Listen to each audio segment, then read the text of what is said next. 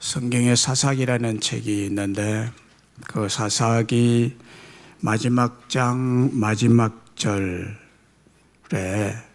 결론을 이렇게 말씀하고 있습니다.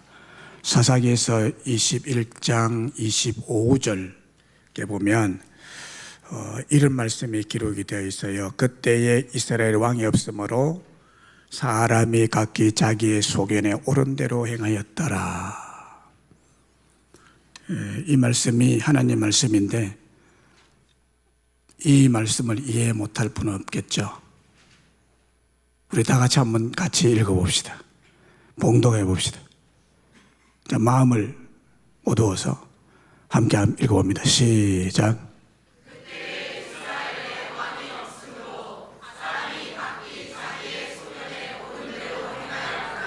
아멘. 한마디로 말하면 무슨 뜻이죠? 제 멋대로 행했대 말이에요. 지 마음대로 살았다.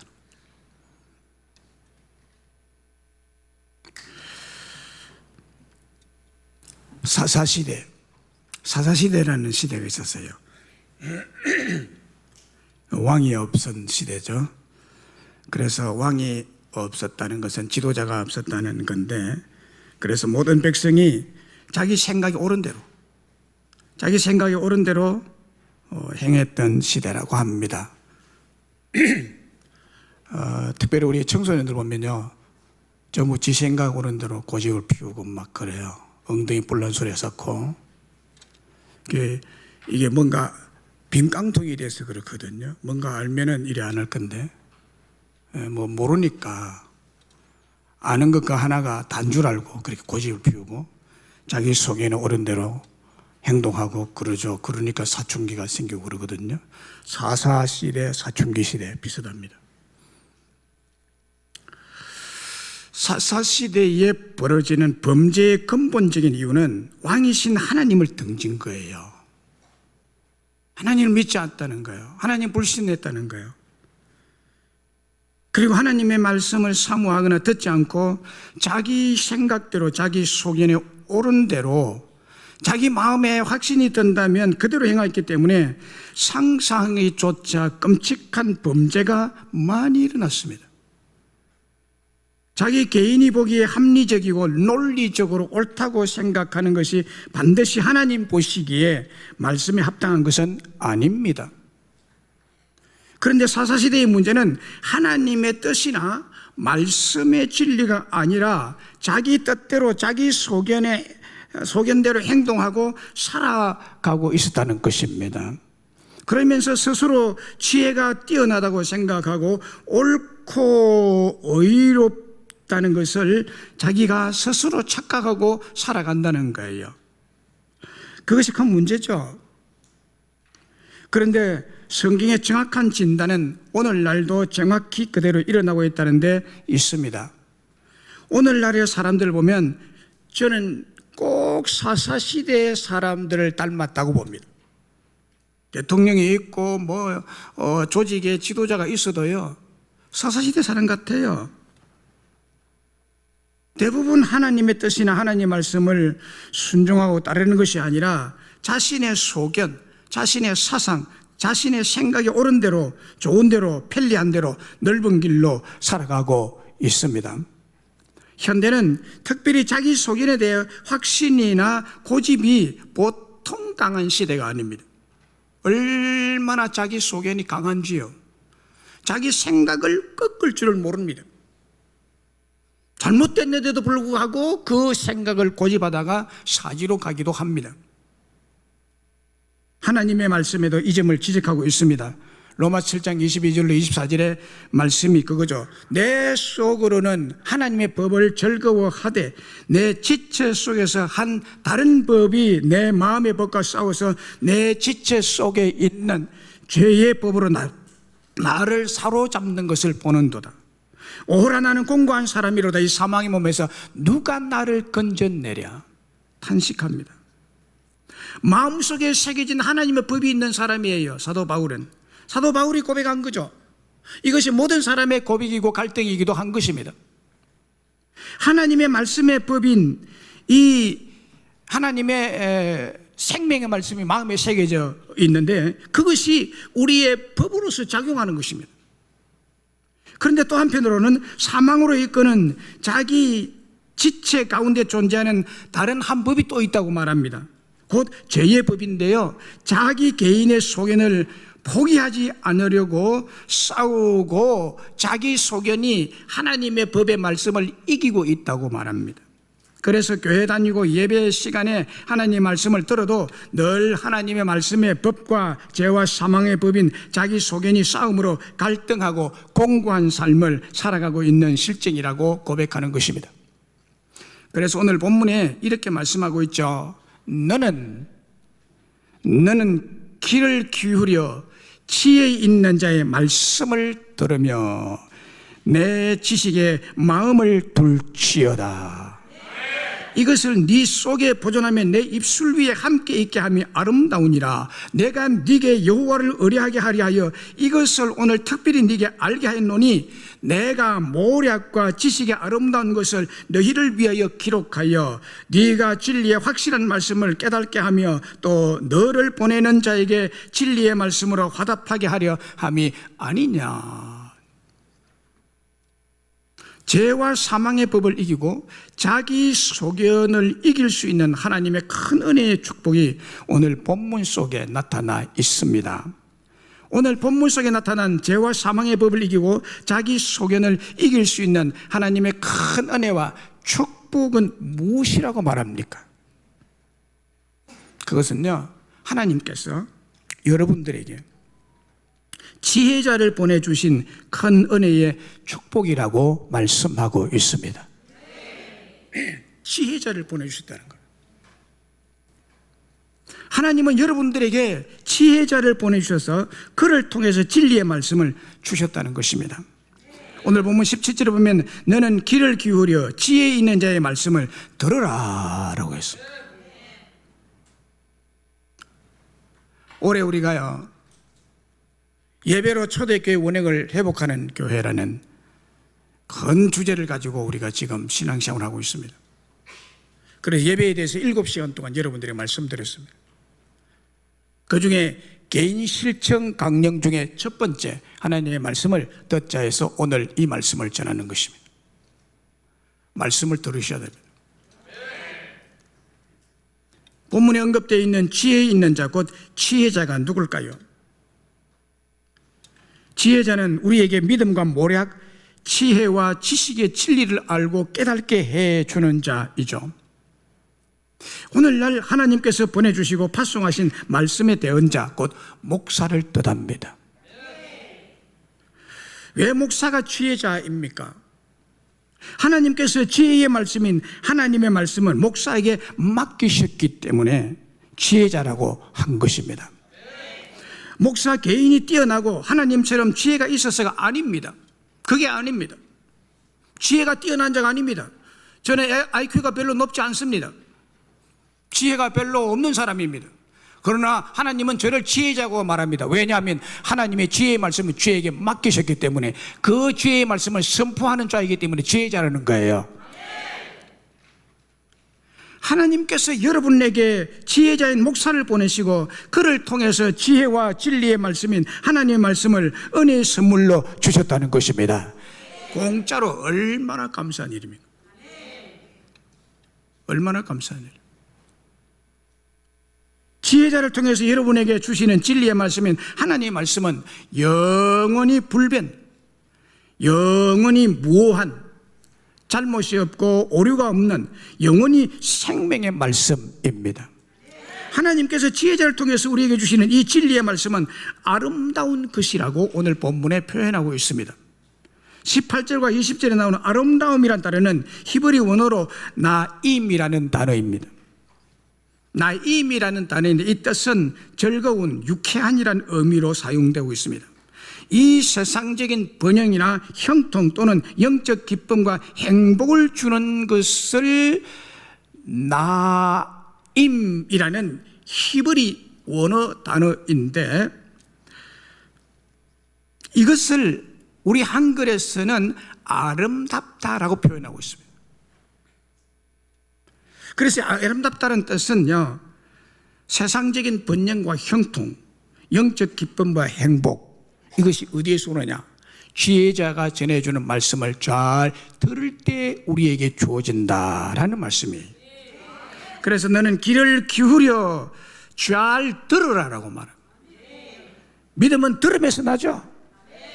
믿으면 들음에서 납니다. 그러니까 참된 믿음을 가지고 믿음대로 하나님 앞에 복을 받으려면 지혜자가 전해주는 말을 잘 들으라는 거예요. 그 들을 때 나에게 믿음이 생겨나는 겁니다. 말씀대로 믿음이 생겨나는 거예요. 지혜 있는 자의 말씀을 잘 들으면 믿음과 모략, 지식과 진리를 알게 되고 또 깨닫게 되는 것입니다. 이 예배 시간에 여러분을 위해서 보내주신 지혜자를 통해서 역사하시는 하나님의 말씀의 은혜와 축복이 무엇일까요? 여러 가지가 있지만 간단하게 세 가지 말씀드립니다. 첫째는요, 하나님께서 지혜자를 통해서 말씀으로 찾아오십니다. 우리 기독교는 말씀의 종교입니다. 그래서 하나님이 여러분 개인을 찾아오시려고 할 것이면 말씀으로 찾아오십니다. 어떻게 이상하게 천사의 형상을 가지고 찾아온다든지 뭐 밤에 그냥 환상으로 찾아와서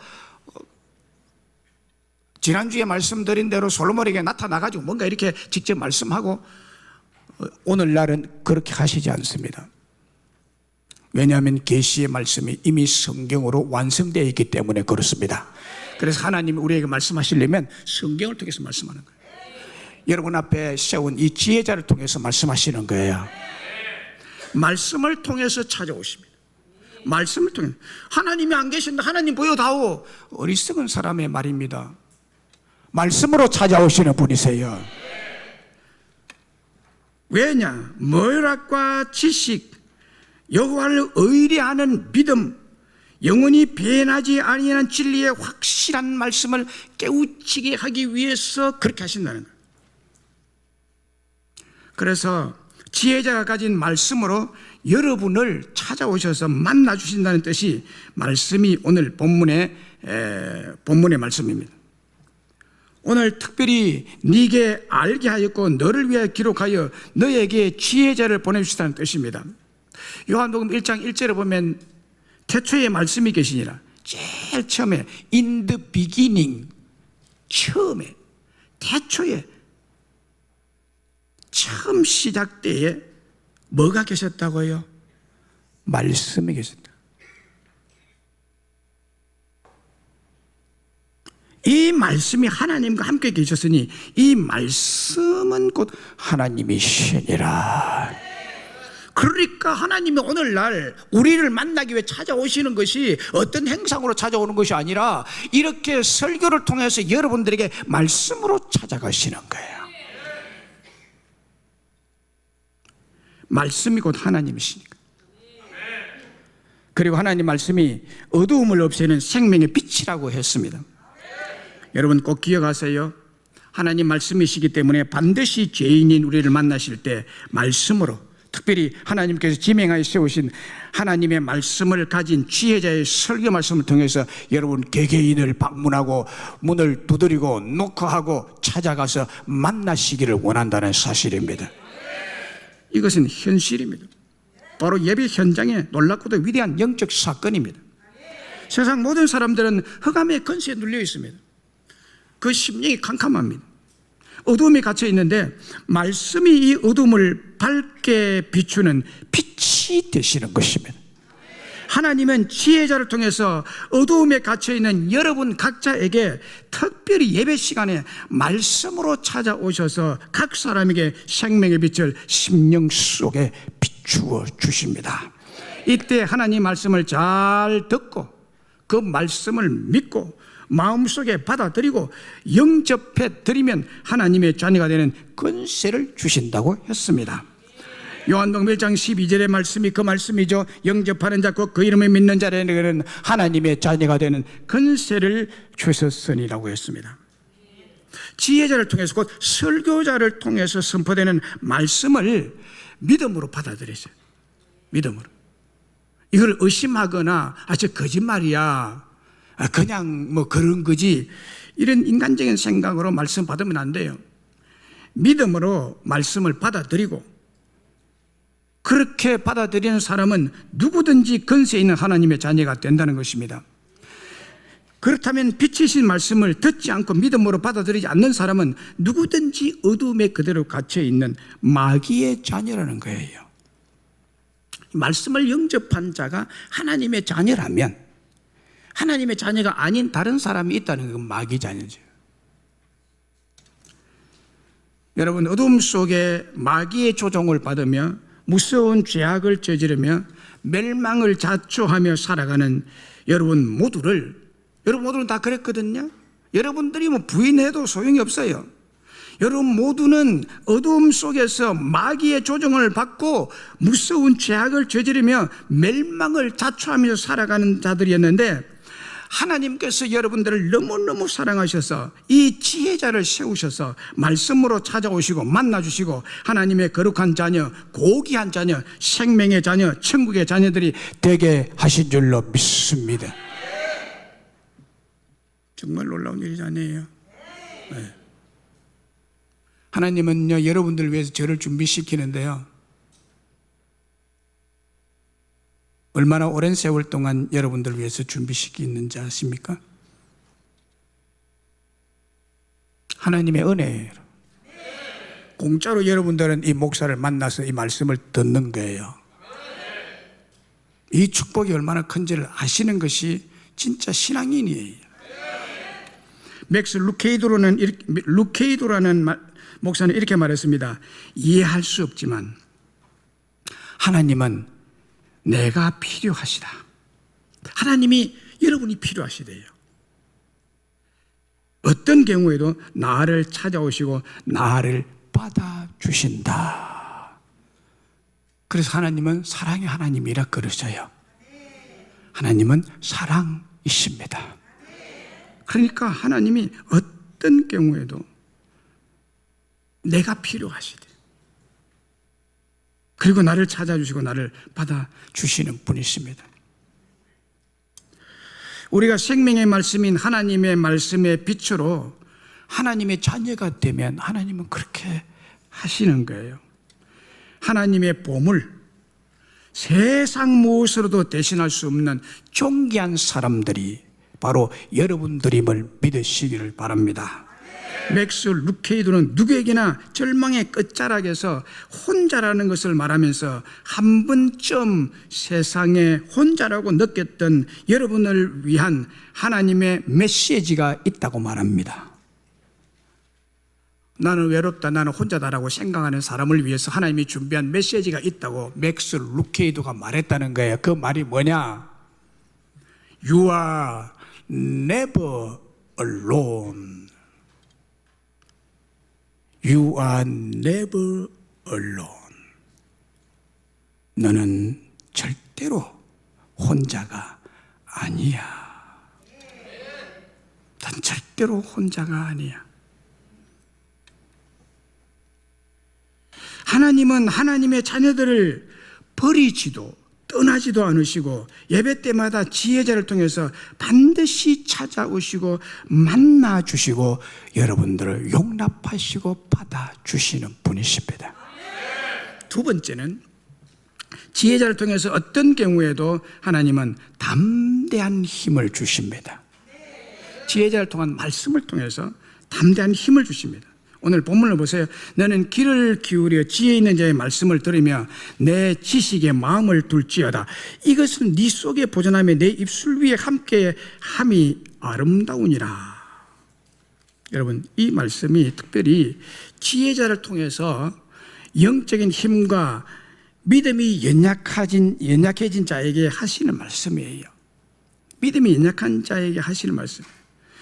너는 귀를 기울여 지혜 있는 자의 말씀을 듣고 진리 지식에 마음을 두고 이것을 내 속에 보존하며 내 입술을 위에 함께 있게 하면 믿음의 담대한 힘을 얻게 될 것이라는 말씀입니다. 여호수아서 1장에 보면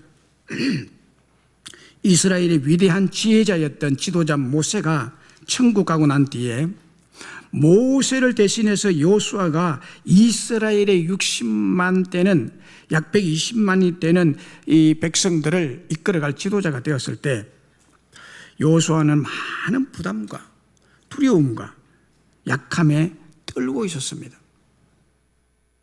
왜냐하면 그가 이스라엘 백성들의 속성을 알기 때문입니다. 광야 40년을 두루 다닐 때 이스라엘 백성들이 모세에게 어떻게 했는지를 알고 있기 때문입니다. 그러니까 너무 약하고 너무 두렵고 너무 큰 부담이 되어서 주눅이 들어 있었을 때 역시 말씀이신 하나님께서 여호수아에게 이렇게 말씀했습니다. 그 말씀으로 담대한 힘을 주셨습니다. 여호수아야, 지금 너 떨고 있니? 네 평생에 너를 능히 당할 자가 대적할 자가 없을 것이야. 떨지 마. 내가 모세와 함께 있었던 같이 너와 함께 있을 것임이라.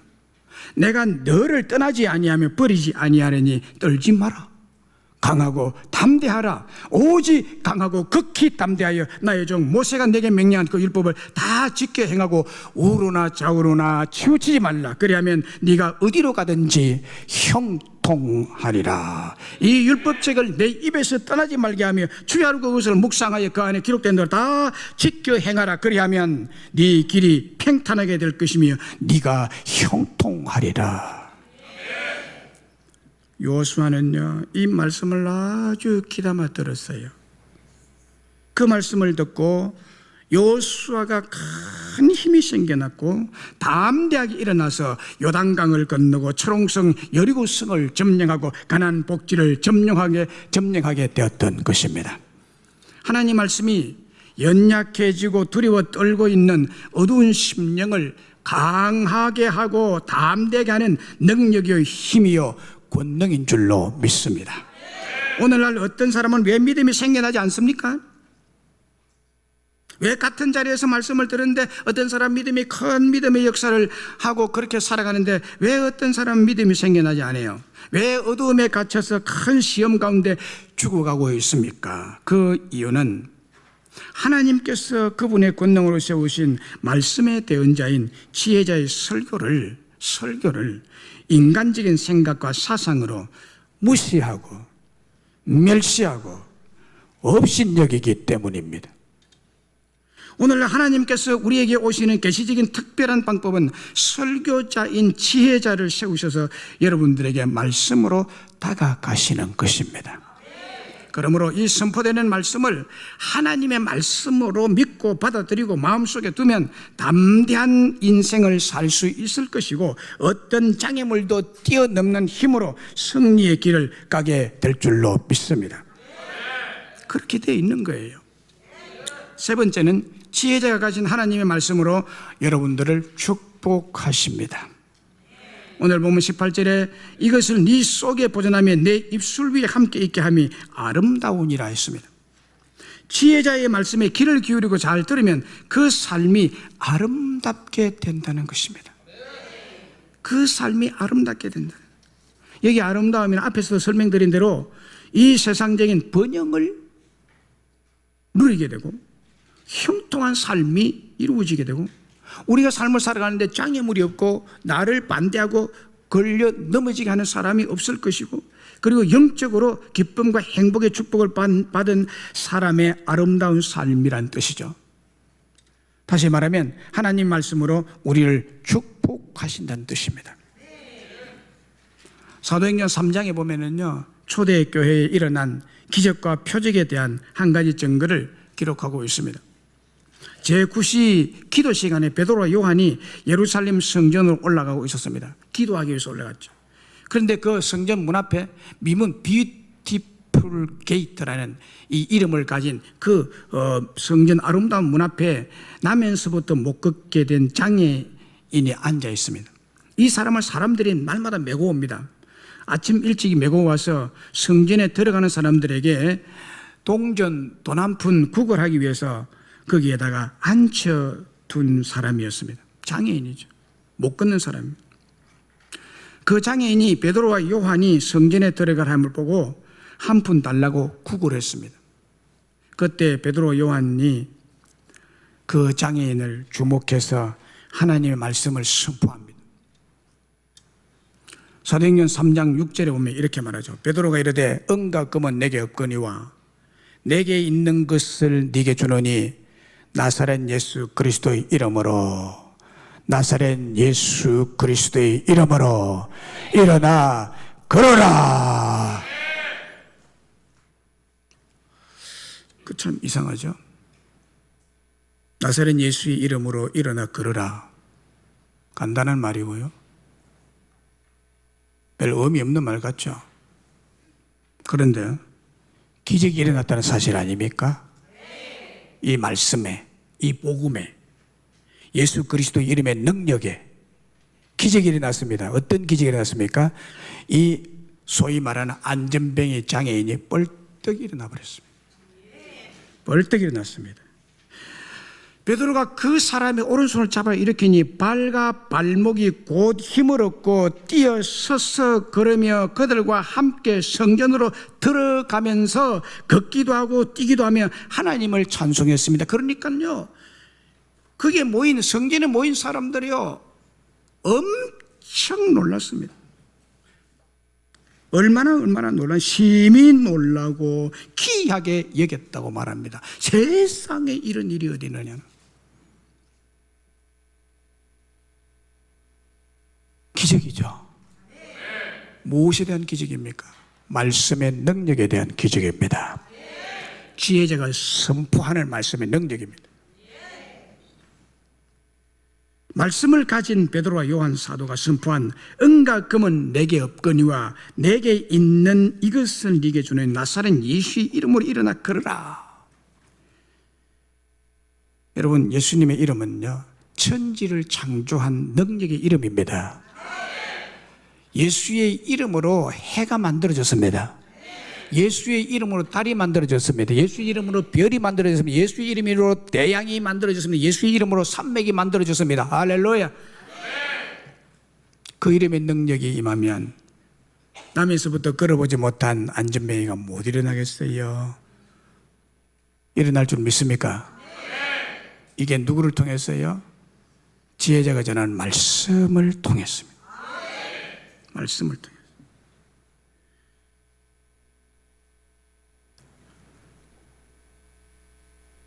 이 장애인은요, 늘 성전 앞에서 구걸하면서요, 어떤 생각을 가지고 있었느냐. 제가 추측컨대 이런 생각을 가지고 있었을 것이라고 생각합니다. 장애인이고 앉아있으니까. 사람들이 한 번 안 주면 못 사니까. 하나님이 자기를 버렸다 생각했을 거예요. 다른 사람은 다 저렇게 건강하게 걸어서 다니는데 왜 나는 안전뱅이냐. 하나님이 나를 버렸기 때문에 그렇겠지. 이렇게 생각하고, 하나님께 자기를 저주해서 저주받은 인생이다. 모든 사람이 자기를 정죄하고 나를 귀찮게 여기고 싫어하고 미워할 것이다 라는 부정적이고 병적인 마음의 소유자였을 것입니다. 그런데 지혜자였던 베드로가 선포한 하나님의 말씀이 그 장애인의 다리와 육체를 온전하게 건강하게 회복시켜주는 큰 은혜와 축복을 주신 것입니다. 말씀이 능력입니다.